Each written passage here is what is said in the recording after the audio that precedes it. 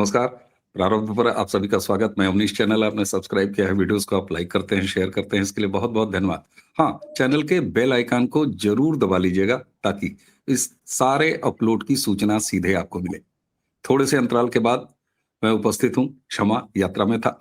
आज हमारे साथ स्क्रीन के दूसरे हिस्से में आपको दिखाई दे रहे हैं द न्यूज़ पॉइंट के धीरेन्द्र पुंडीर साहब। पुंडीर सर, बहुत-बहुत स्वागत, नमस्कार। नमस्कार। तमाम प्रारब्ध के दर्शकों को भी मेरी ओर से हाथ जोड़कर अभिवादन।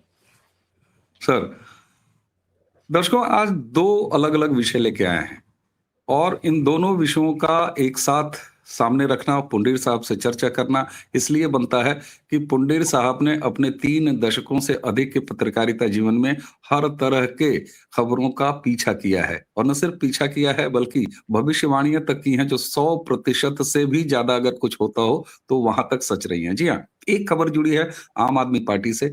आम आदमी पार्टी ने जिस तरीके से कुत्ता और गुरु एक साथ कहा आतिशी मार्लिना ने, आतिशी मार्लिना फरार है।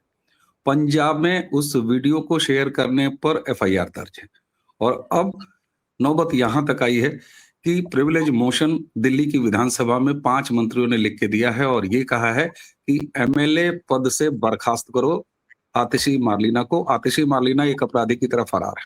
दूसरी तरफ हमारे एनएसए साहब, national security adviser Ajit Doval साहब ने युवाओं से कुछ ऐसी बात की, उसके बाद जो लिबर गिरोह है उसमें बहुत तेज आग लगी हुई है। इन दोनों चीजों पर बात करेंगे।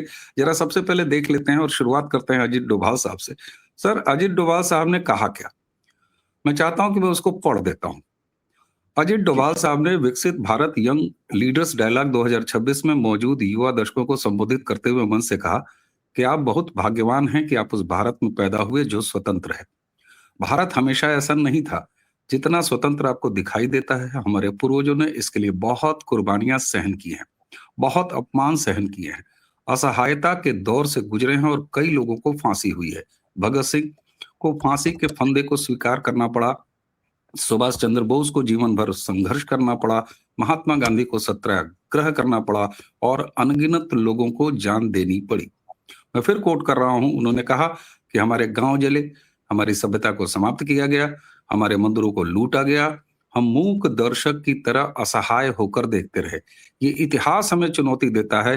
प्रतिशोध शब्द अच्छा तो नहीं है, लेकिन प्रतिशोध भी अपने आप में बहुत बड़ी शक्ति है।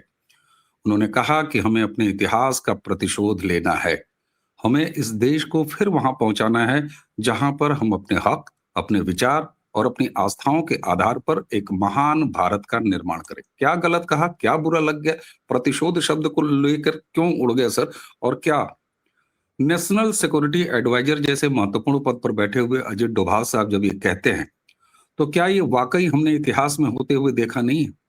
हमें लूटा गया, हमें बर्बाद किया गया और इसकी वजह है कि हमारी आबादी बिगड़ी, बंटवारा हुआ, लेकिन एक बड़ी संख्या हमारे पास रही और वो आज आधे मोर्चे, 1 मोर्चे, डेढ़ मोर्चे के रूप में क्या भारत के इंटरनल सिक्योरिटी के लिए खतरा नहीं है? ऐसे में एनएसए डोभाल अगर युवाओं से ये कहते हैं तो इसमें क्या गलत है और क्या भारत के जिम्मेदार अब अनअपोलोजेटिक होने लगे हैं? सर।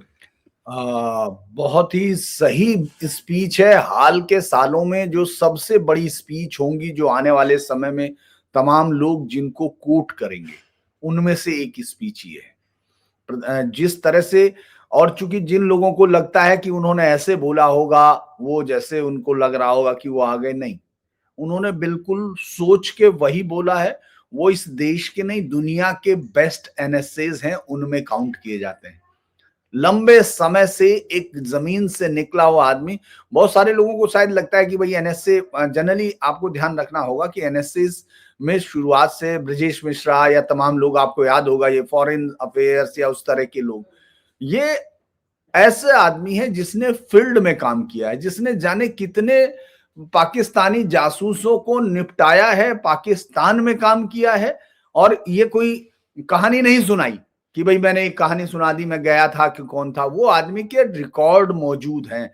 तो जब वो इस देश के लोगों से बात करने आ रहा, किनसे? जिनको आने वाले समय में इस देश की बागडोर संभालनी है। वो टेक्नोक्रेट्स होंगे, वो ब्यूरोक्रेट्स होंगे, वो अधिकारी होंगे और वो माफ कीजिए, वो राजनेता भी होंगे। ऐसे लोगों से जब आप बात कर रहे हो तो आपको खुल के बताना होता है कि हुआ क्या है, क्योंकि इतिहास की किताबों में इस देश को बर्बाद करके वामपंथियों ने पहले दिन से रखा हुआ है। इस देश को गुलाम बनाने की जो तैयारी थी, वो गुलामी की निरंतरता के लिए एक बैटन एक से दूसरे को देनी थी, जैसा हम रेस में देखते हैं कि इस देश में ट्रांसफर ऑफ पावर किया गया। इस देश में इंडिपेंडेंस नहीं दी गई। इस देश में उन तमाम लोगों ने बड़ा वो लिया जिन्होंने विदेशों में पढ़ाई की। आप ये सोच के देखिए, इस देश की आजादी की लड़ाई का ज्यादातर नेतृत्व करने वाले, बहुत अगर डाइसेक्शन करना हो, जैसे एनएसए बोल रहे हैं, कम से कम एनएसए से हमको ये सीख लेना चाहिए कि अपने माथे पे जो एक आइडिया लेके हम जीते हैं ना कि नहीं सबके साथ सही है और वो सब बराबर, नहीं, ये देश अब बराबर कहने के उसमें नहीं है। एनएसए अब ये कह रहे हैं एनफ इज एनफ, और अब सच बोलने का समय आ गया। देखिए, बिल्कुल इस्लामिक जो आइडिया है वो इस पूरी सोसाइटी, पूरी हमारे लिए नहीं है, पूरी दुनिया के लिए खतरनाक हो चुका है। आप उसको कहीं नहीं देखेंगे जहां वो कहीं भी रिलेट कर रहा हो। छोटे छोटे आप देखेंगे बच्चियों को सिखाया जा रहा पैर कैसे रखना है। आप देखेंगे आपके यहाँ, ये हिंदुस्तान में चल रहा है। छोटे छोटे बच्चे लेटरिन में बैठेंगे तो वो कैसे हाथ धोना है, क्या करना है, यानी वो जीवन के हर एक हिस्से को मिलिटराइज करके ला रहा है। और ये बंद नहीं हो रहा। 1947 में जो बच गए हुए लोग थे, उनके ज्यादातर बड़े हिस्से में इस बात का गौरव गान बचा हुआ है कि वो पाकिस्तान बना के रखेंगे। अब दूसरा, अब वो बोलने लगे, क्योंकि देखिए इतना ज्यादा प्रिडिक्टेबल था, तो आप कैसे नहीं बोले।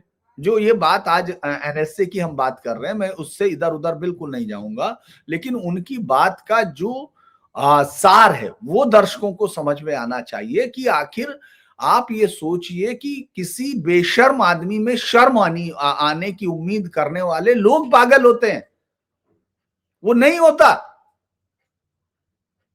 भाई। सीधे तौर पे कहा गया है, आइंस्टाइन भी बोलते हैं कि एक काम को एक ही मेथड से बार बार करना और उससे दूसरे रिजल्ट निकालने की उम्मीद करना पागलपन कहलाता है। पागलपन की कोई और डेफिनेशन नहीं होती। आपकी सोसाइटी लगातार इतने सालों से ये कर रही है, सनातन इतने सालों से ये कर रहा है कि नहीं साहब, हम इनको प्यार देंगे, हम प्यार देंगे, हम प्यार देंगे और बदल जाएंगे। अभी वो हजारों साल से नहीं बदले भाई, वो जानवरों की तरह मार रहे। अभी मैं एक बयान उसका देख रहा था, यजीदी महिला का, किस तरह से 300 से ज्यादा रेप किए गए, 300 से ज्यादा बार उसको बेचा गया, उसके परिवार। अरे भाई, वो 7 लाख लोग, उनको अभी तक कैप्टिविटी में रखा गया, उनके साथ रेप कंटिन्यू चल रहे हैं। और आप क्रमक देख सकते हैं इस समय पूरी दुनिया में जिसको कह रहे हैं डोवल साहब, उसको आप देख सकते हैं, कुछ और नहीं कह रहे। वो कोई ऐसी चीज नहीं कह रहे कि मानवीयता चेतना को अंतर, उसके साथ संबंध अंतर्निहित करने होंगे हमको, किसके साथ 5 खगोलीय पिंडों और 3 दूर पे बसी हुई आत्माओं के साथ नहीं बॉस। आप सूडान में देखिए, आप नाइजीरिया में देखिए, बोको हरम, अल शबाब, अल हिंद, और आप जहां बैठे हैं वहां से जरा 2 किलोमीटर जाके केजीएमयू में देख लीजिए, तो आपको कोई बहुत वो ऐसा नहीं समझा रहे कि मैं आपको थ्योरम समझा रहा हूं, पाइथागोरस की बर्नौली की थ्योरम है ये साहब, इसको समझ में नहीं आ रही आपकी कि साहब मैंने तो साइंस और मैथ पढ़ाई नहीं। अरे तो जिंदगी है, कत्लो गारत हो रही है, वो काट रहे हैं ऐसे ऐसे पीसेस में, और उनको मरने में कोई दिक्कत नहीं, क्योंकि उनको तो जिंदा है ही नहीं, वो मुसाफिर है। तो मुसाफिरों से बचने का एक तरीका वो बता रहे हैं कि ये कल्चर ने इतना लंबे, देखिए कितनी बढ़िया लाइन उन्होंने कही कि आप में से ज्यादातर लोग आजादी की उसमें सांस लिए आपने, तो आपको ये भूलना नहीं चाहिए कि ये आई कैसे है। और लोग आजादी का मतलब अंग्रेजों से आजादी, आप ये सोच के देखिए। एक आरफा खानम सिरवानी का मैं देख रहा था कि एक ने कहा कि तुम ये कर रहे हो, तो वो कह रही है देखिए मुस्लिम मेजॉरिटी का वो, मतलब मेजॉरिटी का गर्व। वो इस तरह से एक अभी ट्वीट है, आपने अभी लेटेस्ट ट्वीट है, आपको देखना चाहिए उसको। तो नीचे, अरे तुम इस देश में रोज गाली दे रही हो, रोज तुम जानती हो कि तुमको क्या, क्योंकि जो संविधान में आजादी दी गई है वो हत्यारों को नहीं दी गई है। अब सुप्रीम कोर्ट भी ये साफ कर रहा है। प्रतिशोध इसी को कहते हैं कि प्रतिरोध का दौर चला गया, प्रतिरोध खत्म अब बॉस। अब प्रतिशोध यही है कि तुम्हारी हत्यारी आकांक्षाओं को और हत्यारों को हम अलग पहचान सकते हैं। ये जो दरअसल मल्टीपल फेज, मैंने क्या कहा, आप सब जगह देख सकते हैं जहां वो कानूनी ताकत लगे। इल्हान उमर अमेरिका की उसका फायदा उठाती है जो अमेरिका में किया जा, जो उनको कॉन्स्टिट्यूशन ने ताकत दी और वो पूरे उसमें उसको बर्बाद कर देने में पूरी ताकत के साथ है।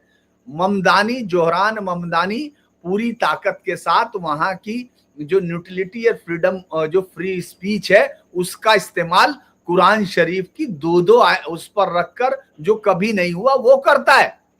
बिल्कुल। लेकिन आप कभी ये बात गीता के साथ कभी कहीं और करके देखिए, पाकिस्तान में करके देखिए, बांग्लादेश में करके देखिए। आज बांग्लादेश में जब हम बात कर रहे हैं, 14 जनवरी है, मकर संक्रांति है, अगर आप ये देखेंगे, अलग बात है कि अब 15 जनवरी से होगी और अगले 55 साल तक वो 15 जनवरी ही रहेगी और उसकी छुट्टियां भी, क्योंकि हम लोग अडेप्ट करते हैं ना, बदलाव को अडेप्ट करते हैं। आप ये सोचिए, पिछले एक हफ्ते से पूरे बांग्लादेश में माइक पे वो मौलाना सड़कों पे, मतलब उनके लिए शब्दों का इस्तेमाल करना जाया होता है। उनको और किसी को अंतर करना बांग्लादेश में जो दिख रहा है जानवरों में और उनमें अंतर करना बहुत मुश्किल बात है। मतलब बहुत घटिया शब्द हम लोग कई बार, हमको लगता है क्योंकि हम लोग रेशनलिटी में बड़े हुए, लेकिन वो जो कह रहे हैं वो ये कह रहे हैं घूम घूम के, जो मकर संक्रांति मनाएगा, ये मनाएगा, उसको अपने दंड खुद भुगतने होंगे। वो हत्यारों के गैंग है, हत्यारों पे देश है, वो हत्यारों के हाथों में आई हुई जमीनें हैं। और वो जो आपके देश में बैठे हुए हैं अवनीश जी, मैं आपकी एक बहुत ही माफ कीजिए, आपके साथ जब बैठे हैं तो बहुत ही अद्भुत संयोग है कि ये किताब मैं जानबूझ के लेने की सोच रहा, दिन से सोच रहा था। आपकी प्रिय लेखिका हैं नासिरा शर्मा, वो जो है, देखिए आपके देश में भी क्या हो रहा है आप ये सोच नहीं है। वो फिलिस्तीन को एक नया करबला बता रहे हैं। करबला का भी कोई रिश्ता हिंदुस्तान से नहीं और फिलिस्तीन का भी कोई रिश्ता हिंदुस्तान, बिल्कुल है ना। लेकिन यहाँ छाती पीटना, वो करना, ये वो लोग कह रहे हुसैन हम ना हुए, जिनके जो थे पूर्वज उनको कोई लेना देना नहीं था। ये उनकी औलादें हैं जिन्होंने सलवारें पहनी हैं। लेकिन ये बता रहे हैं कि साहब ये फिलिस्तीनी अवाम के नाम लिख रही है, फिलिस्तीन में कोई हिंदी नहीं पढ़ता है। और ये जान लीजिए कि जो ईरान की जब क्रांति है, उसकी क्रांति के गीत नाच नाच के मुजरों में जैसे नाचती हैं औरतें इनकी, उस तरह से आप जानते हैं, हैरान होंगे कि उन सबको, अली सरदार जाफरी को तो जानते होंगे ना, है ना, इकबाल को भी जानते होंगे, उन सब ने, फैज को तो जानते ही होंगे, उन सब ने ईरान की उस क्रांति के ऐसे गीत गाए थे, आपको मालूम भी नहीं होगा। ये उसी तरह से नफरत, और किसके लिए, यहूदियों के लिए, और उसके लिए ये चूंकि इलाहाबाद में तो जन्मी है, आपको मालूम है, और बहुत बड़ी चूंकि भाई शायरा मान लिया, वो मान लिया, और हम लोगों ने जो दिया वो दिया। ये नया कह रही कि मैं इसका नाम दूसरा नकबा या वो रख सकती थी। ये कह रही है कि करबला की जंग का अंत दुखद जरूर रहा, मगर उसके निहित मानवीय संदेश ने उसे जीवित रखा। अब वो कौन से मानवीय संदेश थे वो यहां तो नहीं मालूम है, क्योंकि हम लोगों से तो कोई लेना देना था नहीं, और जिसको मालूम है वो सब ये भी मालूम है कि वो हो क्या रहा था। अरे एक मुसलमान दूसरे मुसलमान सत्ता पे काबिज होने के लिए मार रहे थे एक दूसरे को, वहां कोई आरएसएस नहीं थे, आरएसएस छोड़ो यार, हिंदू शब्द ही नहीं था वहां। तो ये यहां बैठ के बता रही हैं, इसने एक बहुत ही, हाँ, मुझे उन लोगों पर, समझ पर हंसी आती है जो फिलिस्तीन पर यहूदियों का हर हक तस्लीम करते हैं। मतलब ये जहां भी हैं, जिस भी पोजीशन में है, जैसे भी हैं, सिर्फ कत्ल करने की आइडियोलॉजी को ताकत देने का काम कर रहे हैं। जब आप कहने से ये कहते हैं कि आपको प्रतिशोध लेना है, तो आपको प्रतिशोध इस आइडियोलॉजी के अंतर को क्लियर करना है। आपके सुप्रीम बिल्कुल कोर्ट को ये मालूम है उमर खालिद और शर्जिल इमाम गुलफिशा फातिमा या दूसरों से अलग क्यों है, ये क्लैरिटी लेना ही प्रतिशोध लेना है। ये बिल्कुल सर, बिल्कुल सर। और एनएसए साहब ने उसके आगे क्या कहा, मैं केवल उनको कोट ही करूंगा क्योंकि उन्होंने जो बातें कही। डोभाल साहब ने आगे क्या कहा, हमारी एक बड़ी विकसित सभ्यता थी, हमने किसी के मंदिर नहीं तोड़े, हमने कहीं जाकर लूटा नहीं, हमने बाहर के लोगों पर आक्रमण नहीं किया। सारी दुनिया बहुत पिछड़ी हुई थी, परंतु हम अपनी सुरक्षा और अपने आप को समझ नहीं पाए। क्या खतरे हैं, हम उनके प्रति उदासीन रहे। इतिहास ने हमें एक सबक सिखाया कि क्या हमने वो सबक सीखा, क्या हम उस सबक को याद रखेंगे। अगर आगे आने वाली पीढ़ियां उस सबक को भूल जाएंगी तो ये इस देश की सबसे बड़ी ट्रेजेडी होगी। यहूदियों का भी हवाला दिया, ऐसी कोई भी चीज उन्होंने नहीं छोड़ी जो एक जिम्मेदार ओहदेदार को अपने युवाओं को देना चाहिए। शत्रुबोध, क्या अब सर ये शत्रुबोधिता 2014 से एक रेवोल्यूशन तो आया है जिसे मैं कल्चरल रेवोल्यूशन बोलता हूं, जिससे आप लगातार सत्ता लाते हैं और सत्ता ला रहे हैं। सत्ता की निरंतरता आगे भी बढ़नी चाहिए।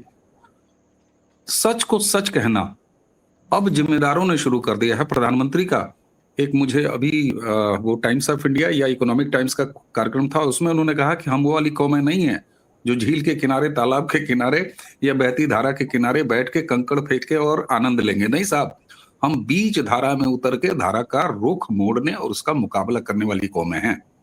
शौर्य को जगाना, और यहां पर तो डिकोड कैसे किया कि अरे वो तो बदला लेने की बात कर रहे हैं। तो क्या ये एक सभ्यगत बदलाव, उसकी कंटिन्यूटी, और दूसरी तरफ पत्थरबाजों को कवर फायर देने वाले, हिंसा को कवर फायर देने वाले, इन दोनों के बीच का ये डिफरेंस है जिसको ये गिरोह समझ ही नहीं रहा है। और प्रधानमंत्री ये कहते हैं और जिम्मेदार अभी कहने लगे हैं। तो क्या हमारे मन में शत्रुबोध और एक क्लैरिटी आ रही है सत्ता के स्तर पर भी? देखिए, इस देश का सबसे बड़ा दुर्भाग्य ये था कि बहुत लंबे समय तक सत्ता ऐसे लोगों के हाथों में थी जो इस देश की सनातन जो चेतना है उसको नष्ट करने के लिए मुस्लिम शासकों से, जो अत्याचारी, बर्बर, बलात्कारी और वहशियों से ज्यादा उनका कोई नाम नहीं लिया जाना चाहिए। उनका नाम इतिहास में लिखा जाना चाहिए औरंगजेब वहशी नंबर 7, अकबर वहशी नंबर 5, इस तरह से उनको लिखा जाना चाहिए, जो नहीं लिखा जाता। दरअसल ये वो पूरी चेतना, सांस्कृतिक चेतना को अचेत तो कर पाए, उन्होंने अचेतावस्था में तो ले आए, लेकिन उसको समाप्त नहीं कर पाए। और आपकी लीडरशिप में अभी भी, चूंकि अभी भी ज्यादातर लोग ऐसे हैं जिनको इस सभ्यतागत युद्ध का बहुत कुछ वो नहीं है, ना तो उनकी जानकारी है, ना वो लेना चाहते। वो सिर्फ मोदी, योगी, हेमंता या इन सब के नामों पे जीत के बस सत्ता में आना चाहते हैं। लेकिन मोदी को मालूम है कि आखिर सोमनाथ होना क्या होता है। अगर मोदी वहां उस दिन वो ट्वीट नहीं करते तो मैं आपको ये बताऊं कि अभी सोमनाथ, आपको मालूम होना चाहिए, गूगल की टॉप सर्च में शामिल हुआ पूरी दुनिया में। अभी सोमनाथ, अगर मोदी 6 जनवरी 2026 को ये नहीं करते तो धीरेन्द्र पुंडीर या जो अवनीश पी शर्मा हैं, जो बहुत बड़ी बातें करते हैं, उनको ये याद ही नहीं रहता कि हाँ 1026 से 1000 मिलाइए तो 2000 पूरे हो गए। तो इस देश में एक ऐसा प्रधानमंत्री जब आता है तो उसके मायने होते हैं। राजनीतिक विरोध हो सकते हैं, अलग हो सकते हैं, लेकिन इस समय इस देश की एक लड़ाई राजनीति से अलग चल रही है। वो है अपनी सांस्कृतिक चेतना के जो जड़ों में, वहां अगर कोई स्पंदन बचा है तो उसको उस पेड़ के पुष्पित पल्लवित करने तक जो सहयोग, जो उसकी सावधानियां, जिस तरह से छोटे पौधे पर आपने देखा होगा पाला पड़ रहा है तो घर में आप तुलसा के पौधे के चारों तरफ आप क्या करते हैं, आप वो लगा देते हैं, कपड़ा डाल लगाते हैं, चुन्नियां लगा देती हैं महिलाएं। तो वह ये लोग अब कर रहे हैं और धीरे धीरे अब उसका तना मजबूत हो रहा है। अवनीश जी, अब वो इस तरह की तेज आंधी बता सकता है, अब इस देश का एनएसए साफ बता सकता है क्लियर बोल सकता है जो वो 2011 में एक मंच पर कह सकता था, वो अब दोबारा से आके एनएसए के तौर पर कह सकता है। तब वो रिटायर्ड डीआईबी था, आज वो एनएसए है। तो क्लैरिटी है। जब प्रधानमंत्री मोदी 1000 साल की यात्रा को जब वो ये कहते, दो तरह की चीजें, उन्होंने यहूदियों का जिक्र किया, इसीलिए मैंने आपके लिए ये यहूदी वाला पॉइंट निकाल के पीछे रखी थी, किताब तो याद है। यहूदियों से पूरी दुनिया के लोग परेशान थे, जहां जहां जाकर वे बसे थे। उनकी तिजारती खूबी और बढ़ते प्रभाव से व्यवस्था को परेशानी महसूस होती थी, और इन्हीं सारी परेशानी और कुछ अन्य समस्याओं को लेकर यूरोप के महत्वपूर्ण यहूदियों ने ऑस्ट्रिया के यहूदी पत्रकार के नेतृत्व में, आपने क्या लाइन सुनी, ये बहुत शानदार लेखिका है, तो इसका मालूम है ये नुक्ता कहां लगा रही है, इसने कोमा कहां लगाया है, इसने शब्द क्या लिखे। मैं बहुत रेस्पेक्ट देता था, लेकिन मुझे लगता है कि वो आपके ऊपर बोझ है, आपकी सभ्यता पे इस तरह की चेतना का बोध होगा जो इस तरह की जो खत्म कर, ये कह रही है यहूदियों से पूरी दुनिया के लोग परेशान थे, वे जहां जहां जाके बसे थे। इसमें यहूदी की बजाय अगर नासिरा का नाम शामिल कर लिया जाए आरफा, सिर्फ यही बदलना है तो सच हो जाएगा, ये झूठ 1 मिनट में बदल जाएगा। पूरी दुनिया में ग्रोक पे जाइए, कहीं जाइए, 1 मिनट लिखिए, जबकि ग्रोक और वो तमाम एआई पिछले 20-30 सालों से इस तरह के जो वेस्ट में गए हुए मुसलमान जिन्होंने पूरी सभ्यताओं को नष्ट करने का फैसला किया हुआ है, उन सब ने एक बहुत बड़ा काम ये किया कि वो सिस्टम में घुसे सबसे पहले। तो आप हैरान होंगे अवनीश जी, आप मुझे मेरे रिपोर्टर ने आज से 10 साल पहले की बात मैं कर रहा हूं, मैं चूंकि उस समय पॉलिटिकल एडिटर था और तमाम रिपोर्टर्स अलग अलग ब्यूरोज, पूरे देश के ब्यूरोज के रिपोर्टर्स की मीटिंग अलग अलग लिया करता था चैनल में। तो उसने मुझे एक दिन ऐसी बातचीत में कहा, कहने सर आजकल बहुत ही मौलाना एक बड़ी विलक्षण बात बता रहा था 10 साल पहले। मैंने कहा क्या कह रहा है? कहने वो मेरा कैमरामैन था। मैंने कहा यार तुम बहुत सारे आ गए हो, अब सब जिसको देखो, वो भी उसके भाई को किसी को रखने के लिए कह रहा था। कहने साहब मस्जिद में मौलाना ये कह रहे हैं कि अब पत्रकार बनो, पत्रकारिता में घुसो, मीडिया में। तो मैं हंसने लगा, मैंने कहा यार ये कोई बात नहीं, उसको भूल गया। लेकिन अभी आप ये देखिए, एक के बाद एक आपको मिल्लत और दुल्लत और तमाम चीजें जो दिख रही हैं, वो एक एजेंडे के साथ आती हैं। आप नौकरी करने के लिए आ रहे हैं, आप अपने बच्चों को नए प्रोफेशन में इसलिए भेज रहे हैं क्योंकि वो नौकरी करे, उसका फ्यूचर अच्छा हो, वो इसलिए भेज रहे हैं कि किस तरह से तबाह किया जाए।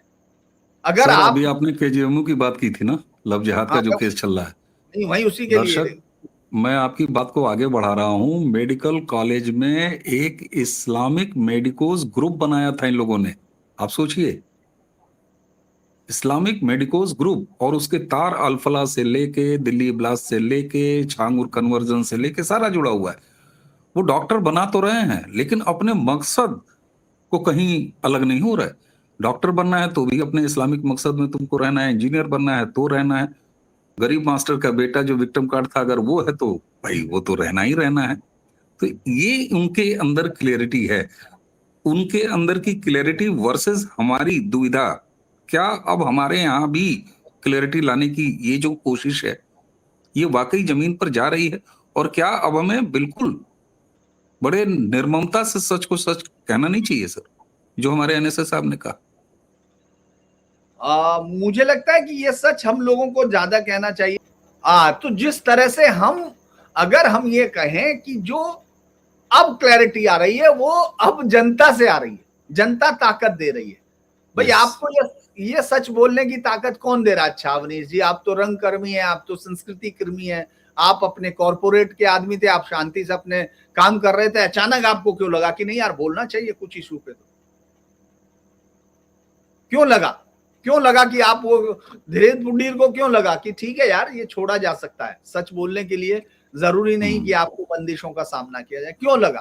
क्योंकि सुनना चाहते हैं लोग, बिल्कुल, क्योंकि उनको मालूम हो गया, का चुप साधी रही बलवाना है, अब जामवंत बन गए आप उनको बता रहे थे, लेकिन अब जनता जामवंत है, आप नहीं है। वो आपसे कह रही है कि क्यों चुप हो भाई, अवनीश आ क्यों नहीं रहे हो, बता क्यों नहीं रहे हो?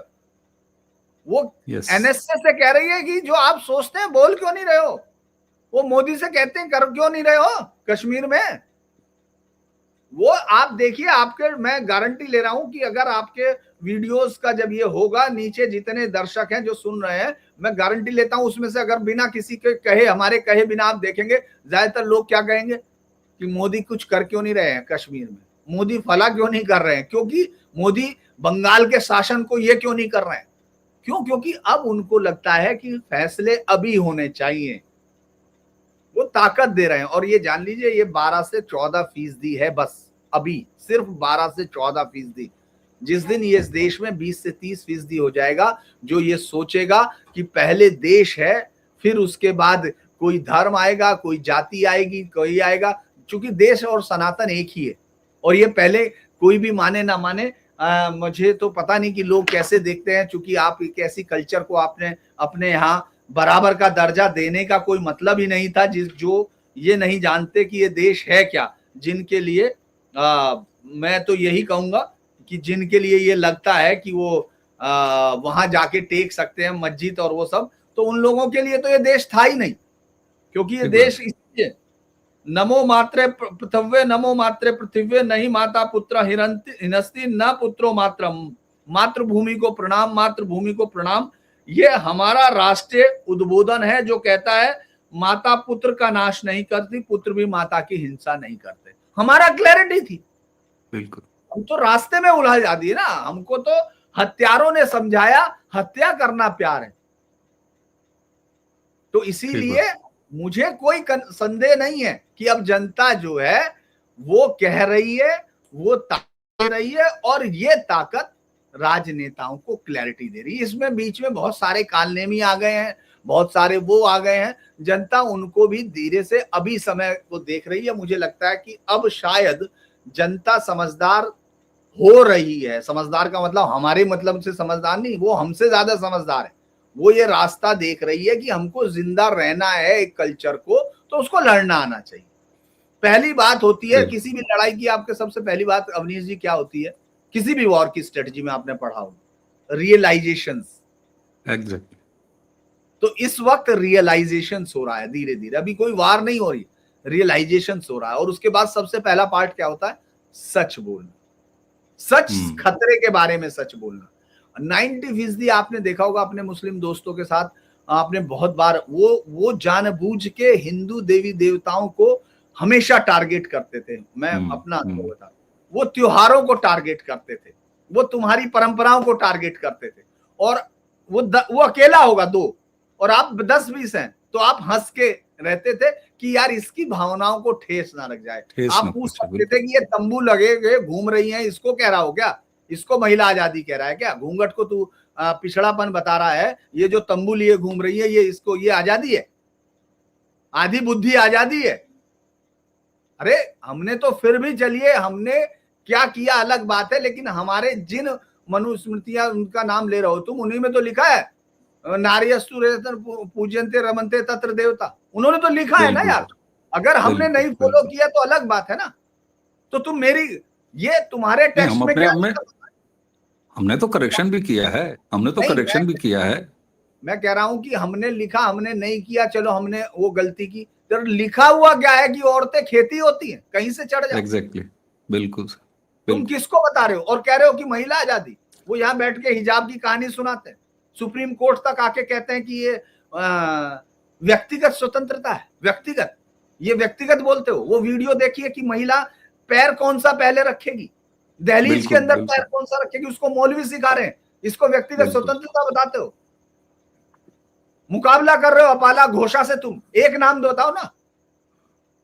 अरे बिल्कुल को कह दिया था तो मालूम होना चाहिए, उसके चारों हाथ पैरों में उससे ऊंट से रस्सी बंधवा के कटवा दिया था, चिरवा दिया था। तुम किसकी बात करते हो भाई? ये क्लैरिटी अब हमारे यहाँ आ रही है, और निश्चित तौर पर जब जिम्मेदारों की तरफ से इस तरह की बातें कही जाती हैं, तो ये सीधे सीधे मुझे याद दिलाता है 18वीं लोकसभा में प्रधानमंत्री ने कहा था अपने उद्घाटन भाषण में कि इकोसिस्टम को उसकी भाषा में जवाब मिलेगा। तो हमें भी बिल्कुल कहीं भी इस बात का संकोच नहीं करना चाहिए। हम सच ही तो बोल रहे हैं, और सच बोलना है, निश्चित तौर पर बोलना है। नूपुर शर्मा एक अकेले अगर प्रताड़ना का शिकार हो जाती हैं, लेकिन 6 और 9 ये क्या अंक गणित बताना नहीं है क्या? ये सच नहीं है? और निश्चित तौर पर जब जिम्मेदार इसको लीड करते हैं तो ये होता है कि जैसा पुंडीर साहब ने कहा कि 2014 से हमने तो बल देना शुरू कर दिया है, ताकत देनी शुरू कर दिया है, लगातार सत्ता की निरंतरता को इंश्योर कर रहे हैं। ऐसे में अब जिम्मेदारों की तरफ से भी इस तरह की क्लैरिटी देखना, नेशनल सिक्योरिटी एडवाइजर अजीत जो डोभाल साहब ने जो कहा है बहुत महत्वपूर्ण है, युवाओं से कहा है और निश्चित तौर पर हमें इस तरह से अब अनअपोलोजेटिक ही सिस्टम को बनाना होगा, उनको देखना होगा। क्यों? क्योंकि सिस्टम के मालिक हम हैं, यानी हम, आप, जनता।